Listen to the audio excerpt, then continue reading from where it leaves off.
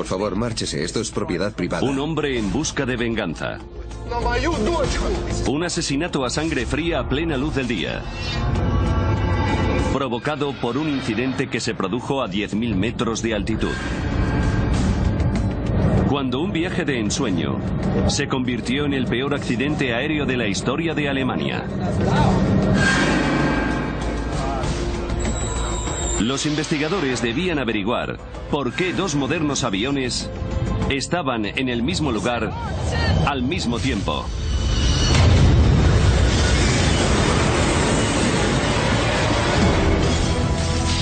Los desastres no ocurren sin más, son provocados por una serie de acontecimientos críticos. Vamos a revelar las fatídicas decisiones de esos últimos segundos catastróficos. Segundos catastróficos, muerte en pleno vuelo. Rusia. Moscú. Aeropuerto Internacional de Domodedovo. 1 de julio de 2002, 8:10 de la tarde. 45 niños esperaban embarcar en un vuelo rumbo a Barcelona. Era su premio por sacar buenas notas en el colegio. Entre ellos se encontraba Artur Hamatov, de 11 años.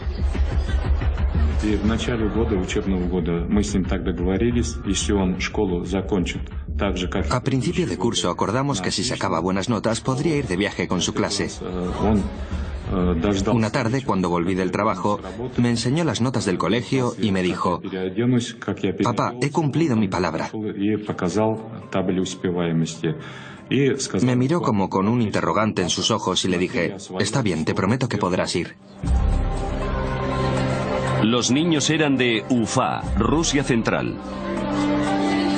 Habían llegado con retraso a Moscú porque habían perdido su primer vuelo. Tuvieron que fletar otro avión que les llevara a España. El vuelo BTC 2937 listo para embarcar. En el mismo vuelo se encontraban Svetlana Kaloyev y sus hijos Konstantin y Diana. Iban a visitar a su padre, que llevaba 1 año y medio trabajando en España.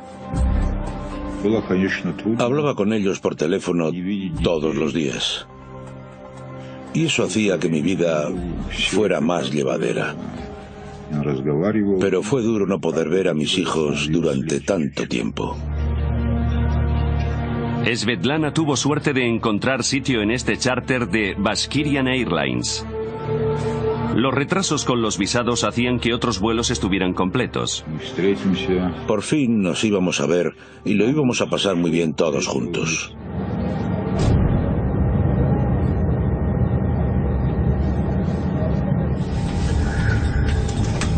La tripulación terminaba de prepararse. Дамы и господа, вас приветствует капитан корабля. Добро пожаловать на борт башкирских авиалиний.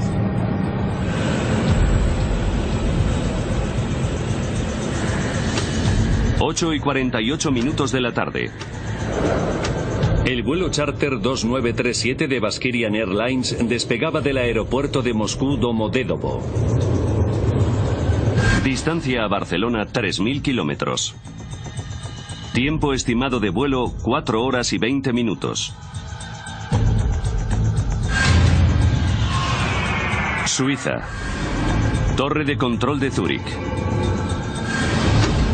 11 de la noche. El controlador aéreo Peter Nielsen, danés de 35 años, hacía el turno de noche. Él y otro controlador dirigen el espacio aéreo sobre el este de Suiza y parte del suroeste de Alemania.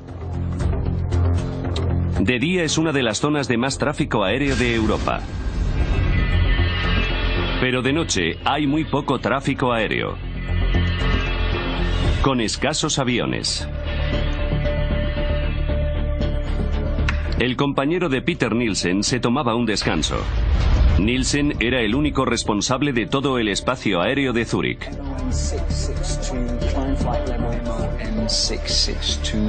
Activó un radar para el tráfico que atravesara su zona y otro para los aviones que fueran a aterrizar en el vecino aeropuerto de Friedrichshafen. Pero después de las 11 no había aterrizajes programados. Nielsen se podía concentrar en el tráfico que circulaba por la zona.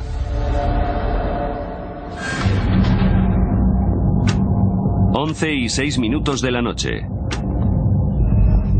Svetlana Kaloyev y sus hijos, junto con el resto de pasajeros del charter de Bashkirian Airlines, sobrevolaban Austria a unos 10.000 metros.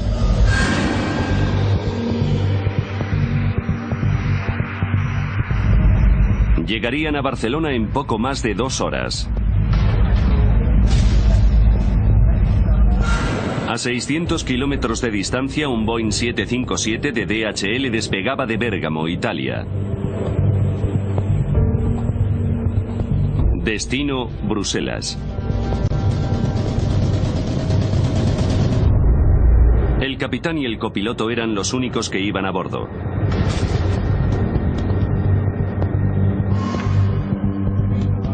Los ingenieros de mantenimiento llegaban a la sala de control de Nielsen. Iban a comprobar el radar principal.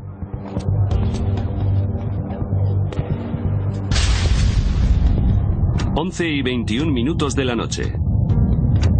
El vuelo 611 del avión de carga DHL entraba en el espacio aéreo de Nielsen. El capitán pidió permiso para ascender a 10.000 metros de altitud. Radar suizo, buenas noches. DHX 611. DHX 611. Identificado. Ascenso programado en 4 o 5 minutos. Antes de dar permiso para ascender, Nielsen tenía que regular tráfico. Descenso de vuelo 320. Los ingenieros de mantenimiento necesitaban trabajar en el sistema telefónico. ¿Podéis hacerlo rápido, por favor? Gracias. 11 y 25 minutos de la noche. Un avión inesperado se aproximaba a Friedrichshafen. Nielsen tuvo que cambiar de estación de radar. Pero el vuelo retrasado AF1135 se aproximaba para aterrizar.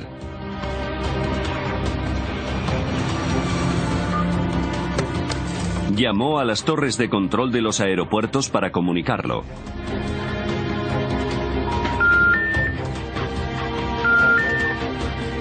No podía contactar con ellos. Pero todavía quedaban 10 minutos para que el Airbus aterrizara. Por lo que volvió al radar del tráfico de su zona. DHX 611. Y dio al avión de carga DHL luz verde para ascender a 10.000 metros. Ascenso de nivel 360.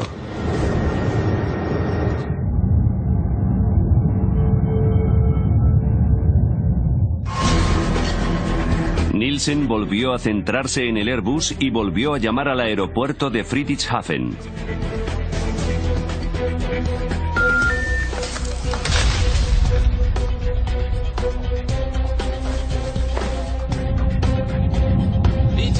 BTC 2937. El charter de Bashkirian Airlines contactó al aproximarse a su espacio aéreo. Aquí torre de control, repita. BTC 2937. Nivel 360. Nivel... Pero justo cuando Nielsen contestaba, el Airbus contactaba con él. Vuelo entrante AF1135. Aterrizaje programado en pista 20. De acuerdo, volvemos a hablar en breve. Nielsen llamaba a Friedrichshafen por tercera vez.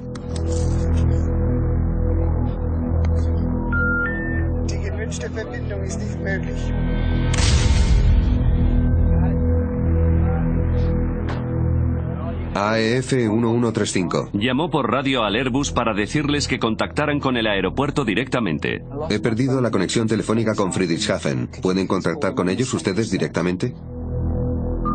Afirmativo.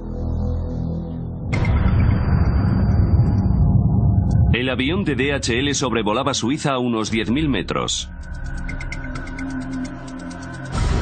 De repente, su sistema de alerta de tráfico y evasión de colisión aérea, el TCAS, hizo sonar una alarma. Tráfico. Tráfico. Tráfico. Tráfico. En el mismo instante, los sistemas TCAS del avión de Bashkirian Airlines también saltaron. Tráfico, tráfico. Los dos aviones estaban a 25 kilómetros de distancia y volaban exactamente a la misma altitud por la misma zona.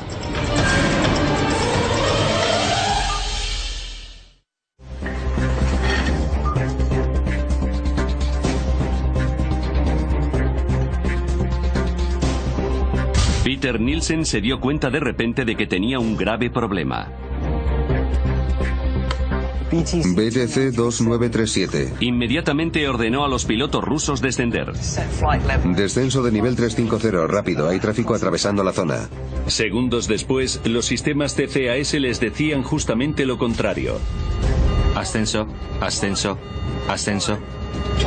Dice que ascendemos y el controlador que descendemos. Ascenso, ascenso.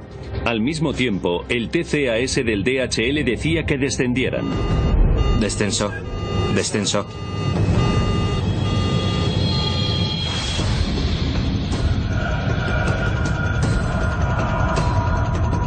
La tripulación de Bashkirian no sabía qué orden seguir. Ascenso. Nielsen repitió su orden. Rápido, descenso de nivel 350, BTC 2937.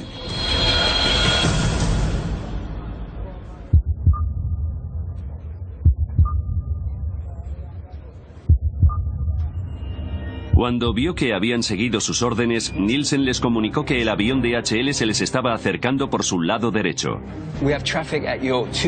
Hay tráfico en posición 2 en punto, a 360. Volvió a comunicar con el Airbus.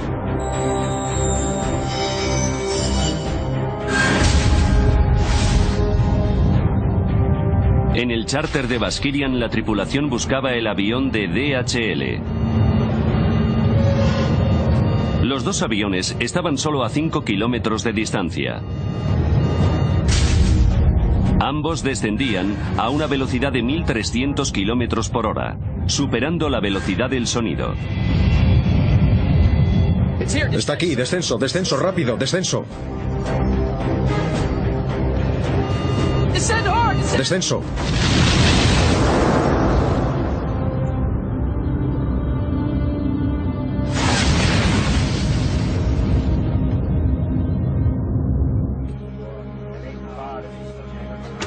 Y 35 minutos de la noche. AF 1135. La tripulación del Airbus lograba por fin contactar con el aeropuerto de Friedrichshafen. Vamos hacia allá, Friedrichshafen. Nielsen podía ahora transferir el avión. Afirmativo, adiós.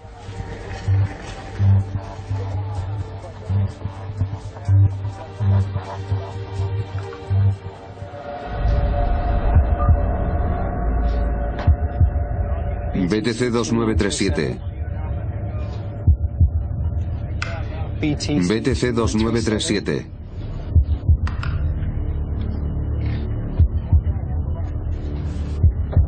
BTC 2937.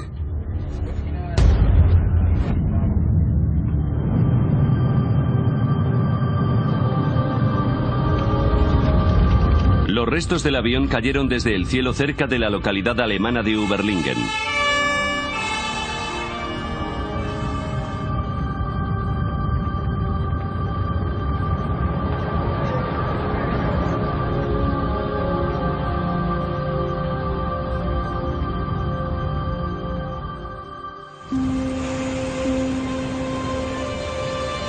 Al amanecer, la policía inició la mayor operación que se había llevado a cabo nunca en la zona.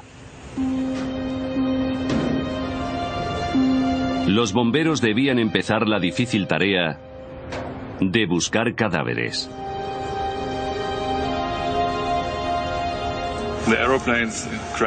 Los aviones han chocado y ha muerto toda la gente que iba en ellos.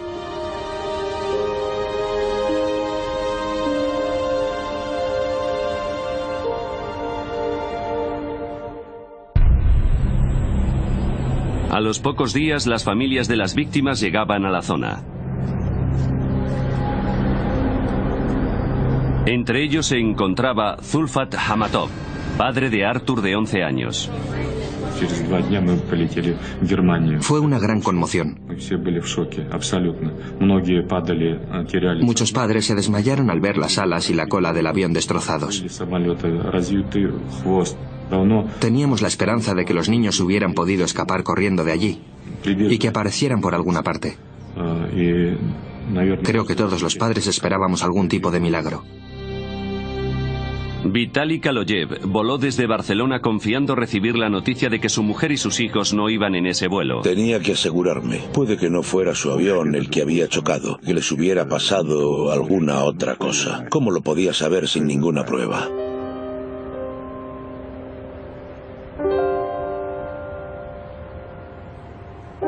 Los investigadores confirmaron sus peores temores.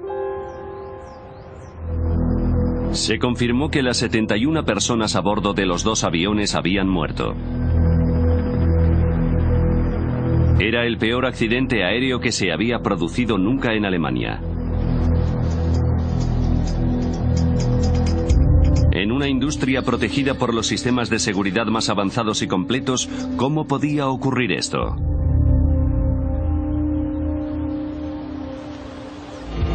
Ahora, repasando los acontecimientos de aquel día y adentrándonos en la investigación, revelaremos la desastrosa cadena de eventos que llevaron a dos aviones al mismo lugar en el mismo momento.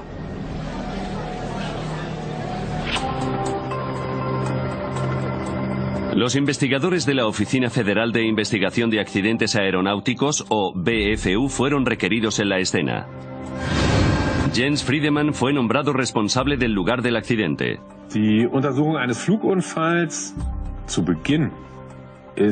La investigación de un accidente aéreo es como una investigación forense, una escena del crimen.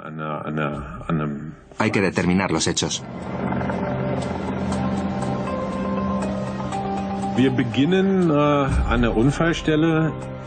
En el lugar del accidente había un caos total al principio. Había escombros por todas partes.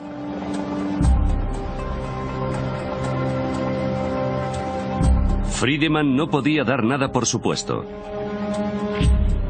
Ni siquiera que los dos aviones hubieran chocado. Es waren zwei Flugzeuge unterwegs, zwei Verkehrsflugzeuge. Ob sie sich getroffen haben oder ob sie nur dicht genug aneinander. No sabíamos si los aviones habían chocado o si habían pasado demasiado cerca y habían perdido el control, ni qué había ocurrido en realidad. Sin las cajas negras, Friedemann solo podía especular con qué había ocurrido examinando los fragmentos de escombros. Las piezas claves fueron trasladadas a unas instalaciones especializadas del norte de Alemania. A Friedemann, el enmarañado de metales pronto le sirvió para aclarar los hechos.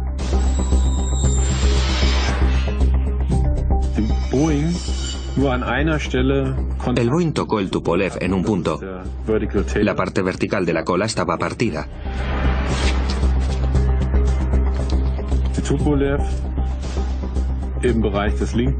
El Tupolev tenía dañada el ala izquierda y la parte izquierda del fuselaje.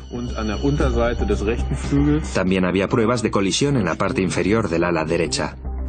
Los restos revelaban que el avión de carga de DHL y el charter de Baskirian Airlines habían chocado en pleno vuelo. Ahora sabemos qué ocurrió. La cuestión es, ¿por qué ocurrió? ¿Por qué iban tan cerca? En el lugar del accidente, entre los fragmentos y restos de los dos aviones, los investigadores habían encontrado por fin lo que buscaban: las cajas negras de las dos aeronaves.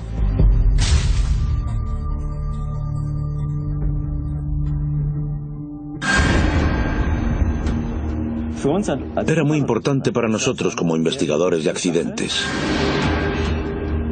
Johan Royce, del BFU, Oficina Federal de Investigación de Accidentes Aeronáuticos, se unía a la investigación. Su trabajo consistía en analizar los contenidos de los grabadores.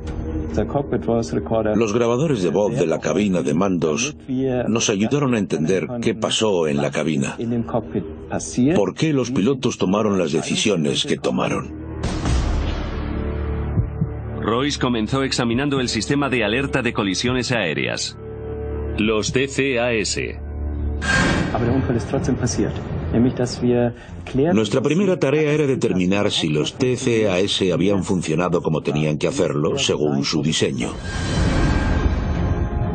Los sistemas TCAS construyen un mapa tridimensional alrededor del avión usando su altitud, velocidad y dirección. Todos los aviones equipados con TCAS se comunican constantemente entre sí. Si un avión se acerca demasiado a otro, los TCAS alertan a los pilotos. Tráfico, tráfico. Y si es necesario, emite lo que se conoce como resolución de conflictos. Descenso, descenso. Tras analizar la caja negra, Royce determinó rápidamente que el sistema había funcionado como debía. Tráfico, tráfico. Antes de la colisión, los dos sistemas TCAS generaron y emitieron una resolución de conflictos. Al Tupolev ruso le dijeron que ascendiera y al Boeing de DHL que descendiera. Si el avión hubiera seguido esas instrucciones, no habría habido ninguna colisión. Pero mientras que los pilotos del avión de DHL obedecieron a los TCAS... Descenso, descenso. Los pilotos rusos no lo hicieron. Ascenso, ascenso.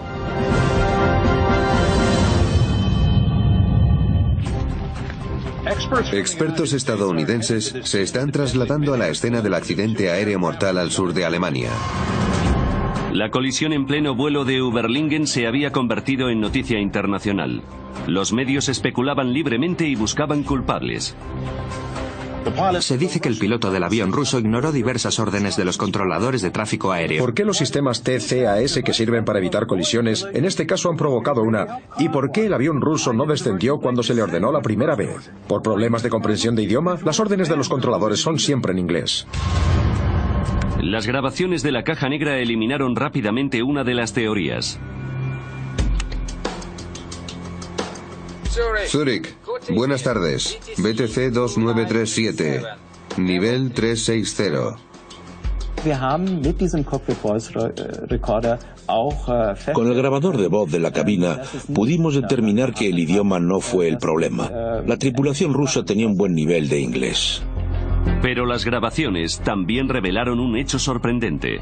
Ascenso, ascenso. Dicen que ascendemos y el controlador que descendemos. Vimos que recibieron órdenes del controlador de tráfico aéreo.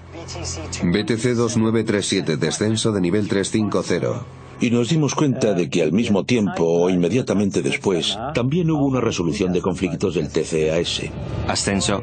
Prácticamente al mismo tiempo a los pilotos rusos se les ordenó hacer dos cosas completamente diferentes. Descenso de nivel 350, rápido.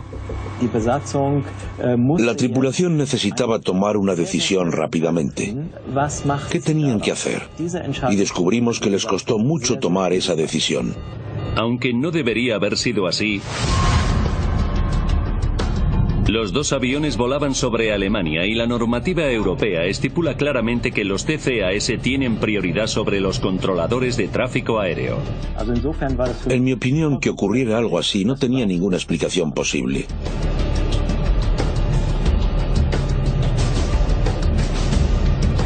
Ascenso, ascenso.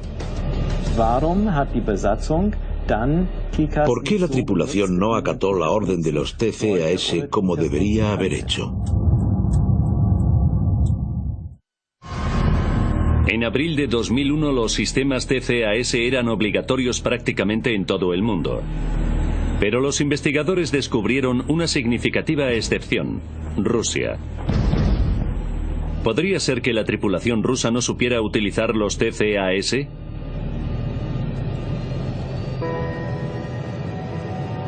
Rustam Mustafin es un antiguo piloto de Baskirian Airlines.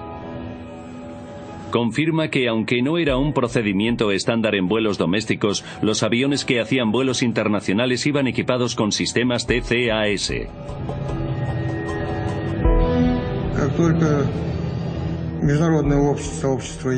En cuanto los sistemas TCAS se hicieron obligatorios, el Centro de Formación de Baskirian Airlines se aseguró de que nuestros pilotos supieran utilizar dichos sistemas. Mustafin volaba regularmente con los pilotos del vuelo 2937.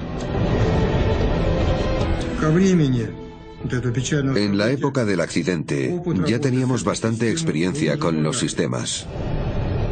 La tripulación sabía cómo funcionaban los TCAS, pero ignoraron sus instrucciones. El manual de vuelo del Tupolev, la Biblia operacional del piloto, reveló por qué.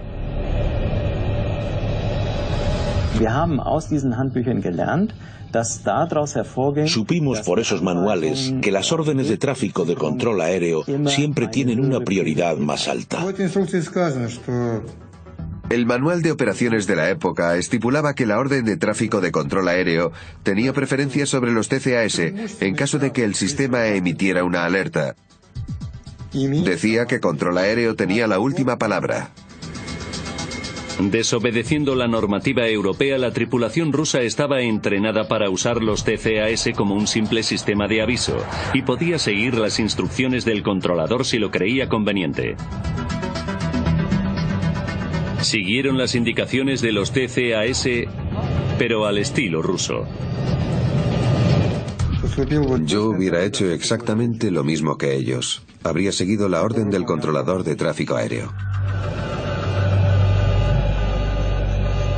De repente pudimos comprender por qué la tripulación rusa actuó como lo hizo. Los investigadores habían descubierto por qué los dos aviones descendieron. Mientras que la tripulación de DHL había hecho caso a los TCAS, los pilotos rusos obedecieron al controlador de tráfico aéreo. Pero esto no respondía a una pregunta básica. Los TCAS son un último recurso. Los aviones no deberían haber estado tan cerca, ni haber dado lugar a activar dichos sistemas. Los investigadores centraron su atención en la sala de control de tráfico aéreo. Un controlador debe pedir a los pilotos que cambien de altitud por lo menos 2 minutos antes de un posible conflicto. Pero Peter Nielsen no pidió a la tripulación del avión ruso que descendiera hasta 43 segundos antes de la colisión. BTC 2937 descenso. ¿Por qué el controlador aéreo emitió una orden así tan tarde? Tan tarde que fue imposible evitar el accidente.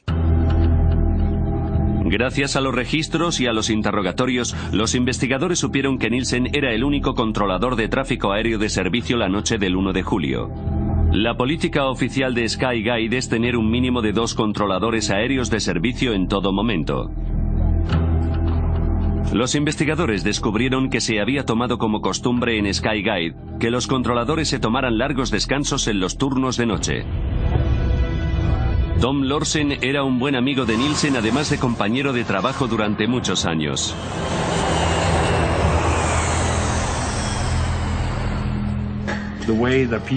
Peter hacía los turnos de noche como los hacíamos todos. Se quedaba solo un controlador porque había muy poco tráfico. Entre las 11 de la noche y las 6 de la mañana no se programan aterrizajes en los aeropuertos de la zona. Pero sobre las 11:25 del 1 de julio de 2002, Nielsen se encontró con un aterrizaje inesperado. El avión se aproximaba al aeropuerto de Friedrichshafen y él tenía que coordinarlo. Era muy poco frecuente que un avión fuera a Friedrichshafen a esas horas. Y supongo que al controlador le sorprendería bastante eso. Según la normativa, Nielsen debía contactar con la torre de control del aeropuerto antes de aprobar el aterrizaje del avión que venía con retraso. Algo rutinario. Con tan solo dar a una tecla, podía haber contactado con la torre de control de Friedrichshafen. Pero los registros indican que Nielsen no pudo contactar con el aeropuerto. Los investigadores averiguaron que fue por los trabajos de mantenimiento. El teléfono de Nielsen estaba siendo reparado. Pero incluso así, el controlador debía poder hacer una llamada con solo presionar una tecla. Sin embargo, un examen técnico de los teléfonos reveló un terrible problema.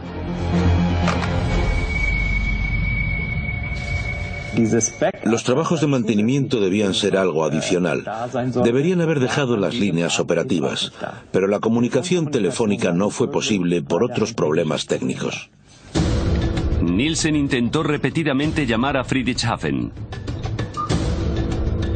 Una tarea rutinaria le ocupó gran parte de su tiempo. Die gewünschte Verbindung ist nicht möglich.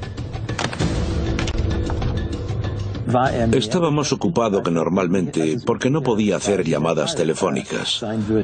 Tuvo que buscar soluciones alternativas. Tuvo que buscar otras formas de comunicación.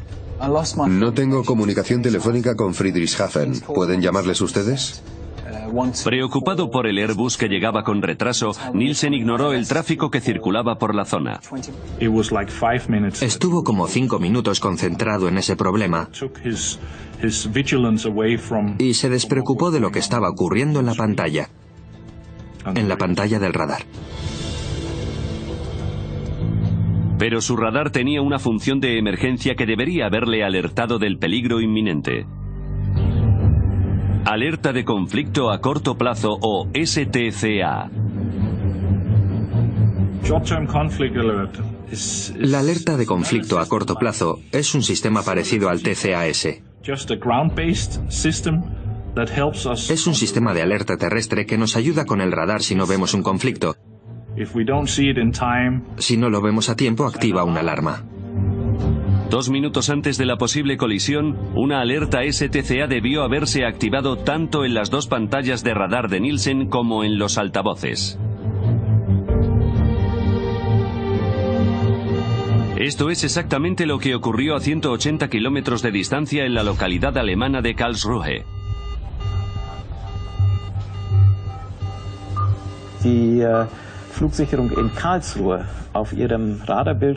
Los controladores aéreos de Karlsruhe habían visto en su pantalla de radar que 2 aviones estaban acercándose más de lo debido. Las grabaciones revelan que el controlador de Karlsruhe intentó llamar a Nielsen para avisarle. Pero las defectuosas líneas telefónicas de Zúrich le impidieron contactar con él. Según las reglas de aviación, no pueden contactar con aviones fuera de su espacio aéreo, a menos que el controlador a cargo haya perdido la conciencia o haya abandonado su puesto. El controlador aéreo de Karlsruhe decidió saltarse el protocolo e intentó llamar a Nielsen 11 veces en total, pero no consiguió hablar con él. BTC 2937. Los registros muestran que el sistema visual de STCA de Nielsen no se activó. Royce descubrió que el radar de Zúrich también estaba siendo reparado, por lo que tampoco estaba totalmente operativo.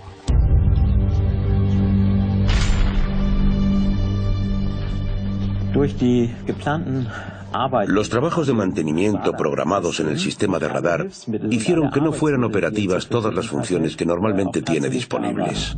Debido a los trabajos de mantenimiento, Nielsen no contó con uno de los sistemas de alerta. La alarma visual de STCA. Es la última pieza del rompecabezas, que explica por qué Nielsen no ordenó al avión ruso descender hasta solo 43 segundos antes de la colisión.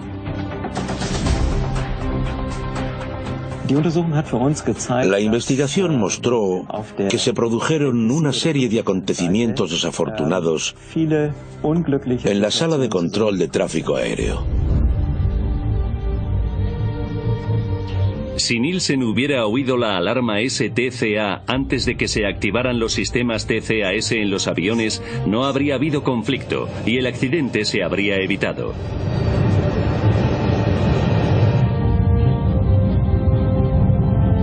Pero ocurrió algo más. 19 segundos antes de la colisión, Peter Nielsen comunicó a los pilotos rusos que el avión de DHL se les estaba aproximando por la derecha. Tenemos tráfico en posición 2 en punto, ahora a 360. ¿Dónde está? En realidad se estaba aproximando por la izquierda, posición 10 en punto. La única explicación que los investigadores pudieron encontrar para que cometiera este error es el estrés. No sabemos si los pilotos rusos habrían tenido tiempo de evitar la colisión, ni siquiera si hubieran visto el avión de DHL antes. Está aquí a la izquierda. Pero los registros muestran que en los últimos segundos lo intentaron.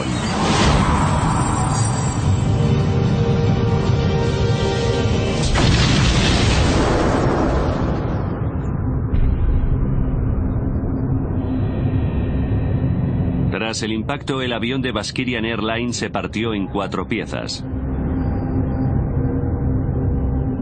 Sin parte de la cola, el avión de carga de DHL cayó en picado.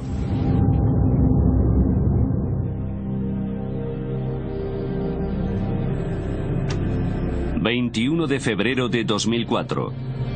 Mientras que los investigadores elaboraban el informe final, Vitaly Kaloyev volaba a Zúrich.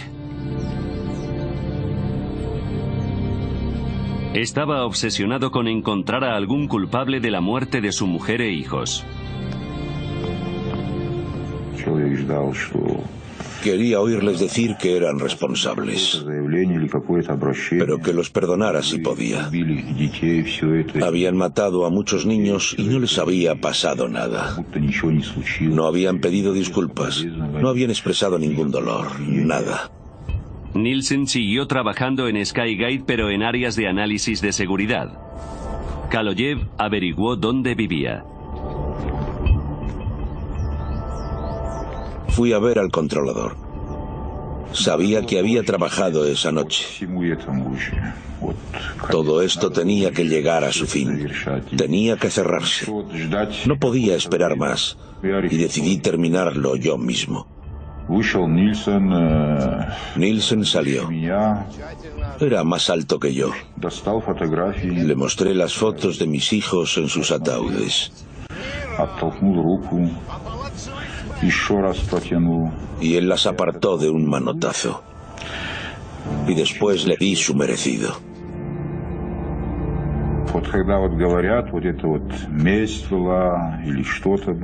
Bueno, hay quien dice que fue venganza. Pero la venganza es algo insignificante. Uno se venga cuando ha sido insultado. Pero esto no fue venganza. Fue un castigo.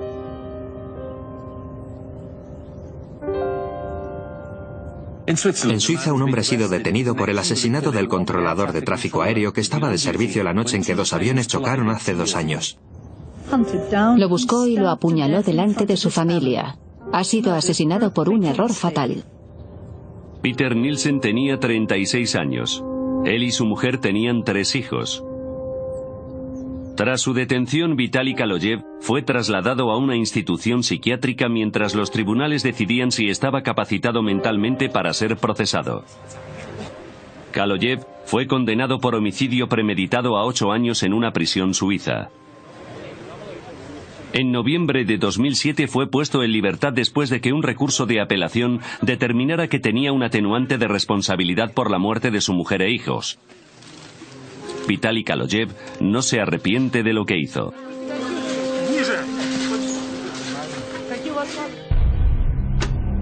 En mayo de 2004, tras casi 2 años de meticuloso trabajo, el equipo de investigación alemán publicó su informe final. Ahora es posible analizar los hechos de ese fatídico día gracias a las pruebas que se recabaron durante la investigación.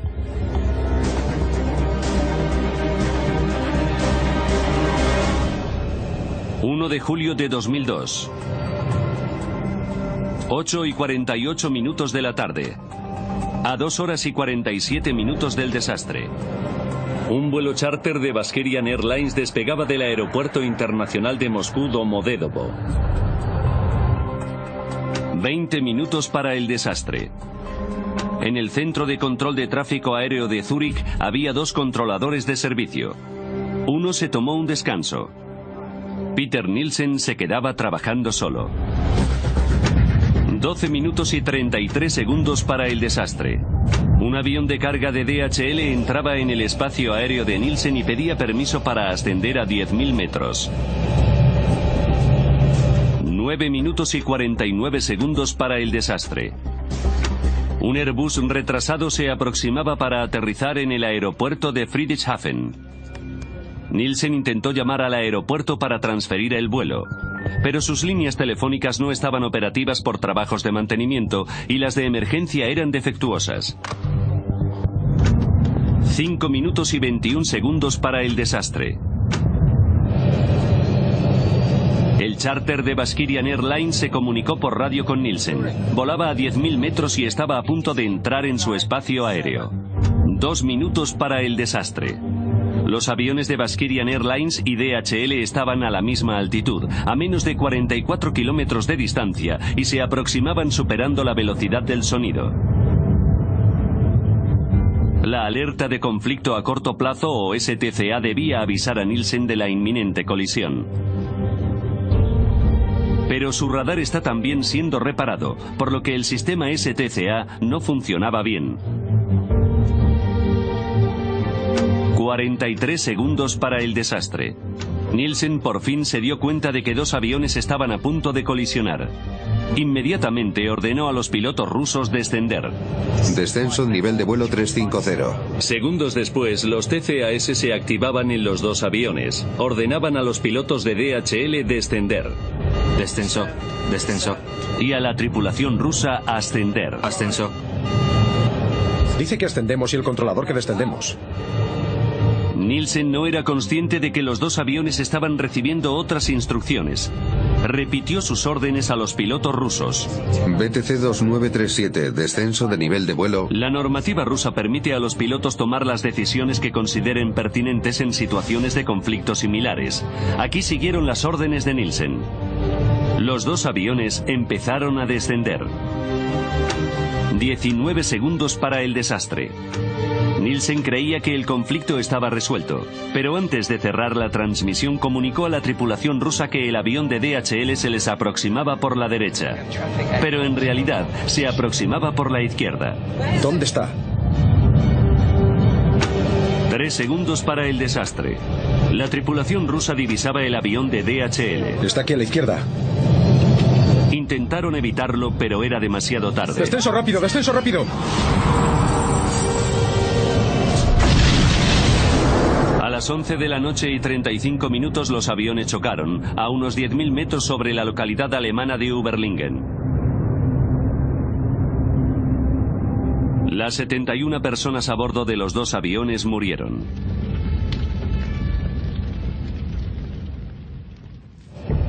El informe de investigación alemán concluyó que Peter Nielsen y los pilotos rusos habían cometido graves errores. Pero la principal causa del accidente era negligencia por parte de Skyguide. En mayo de 2004, justo después de que se publicara el informe de la Oficina Federal de Investigación de Accidentes Aeronáuticos, el presidente de Skyguide, Alan Rosier, en una conferencia de prensa pidió disculpas de forma oficial. Nosotros también hemos cometido errores. Y lo lamentamos profundamente. Asumimos nuestra responsabilidad como indica el informe de investigación alemán. Y pedimos perdón a las familias de las víctimas.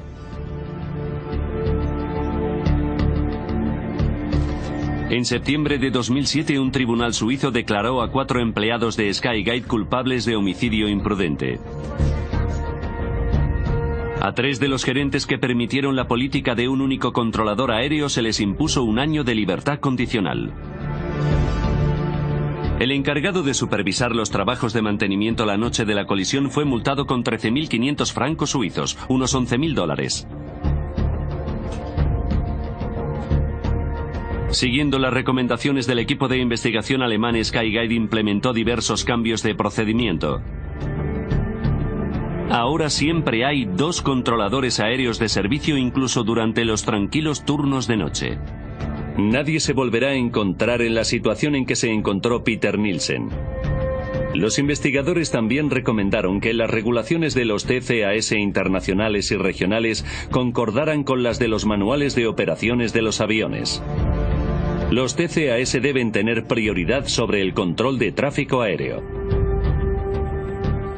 No se puede afirmar con un 100% de seguridad que este tipo de accidentes no volverá a ocurrir, pero estamos bastante seguros de que hicimos una significativa contribución para evitar que se vuelvan a producir accidentes así.